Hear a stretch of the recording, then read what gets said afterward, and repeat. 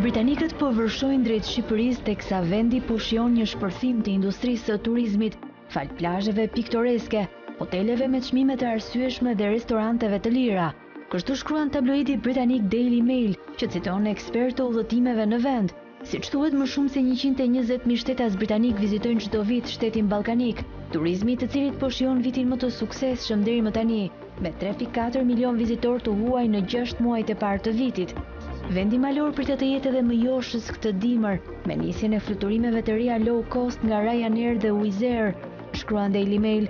Tabloidi shton mëtej se sipas një studimi të bërë prej tij, një drek ose darkë për 2 persona në një restorant me çmime mesatare në Shqipëri shkon afërsisht 29 pound në total, ndërsa një birë kushton 1.67 pound. Qyteti më pak i shtrenjtë për birë vlerësohet Berati. Sipas të dhënave të databazës Nambeo mbi të dhënat e jetesës, Tirana rezulton si qyteti më i shtrenjtë për të ngrënë jashtë, megjithatë edhe atje një drek ose darkë për 2 vet kushton vetëm 33 pound.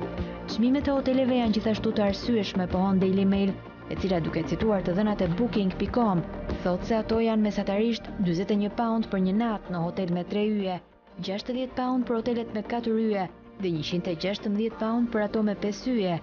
Media që i ka kushtuar një sër artikuj çështjes së emigrantëve të palishëm nga Shqipëria, hedh poshtë pretendimet e azil kërkuesve se Shqipëria është një vend i pasigurt dhe shkruan se vendi ynë po kthehet në një destinacion pushimesh për britanikët që kërkojnë opsione më të përballueshme jashtë vendit, mes rritjes së inflacionit.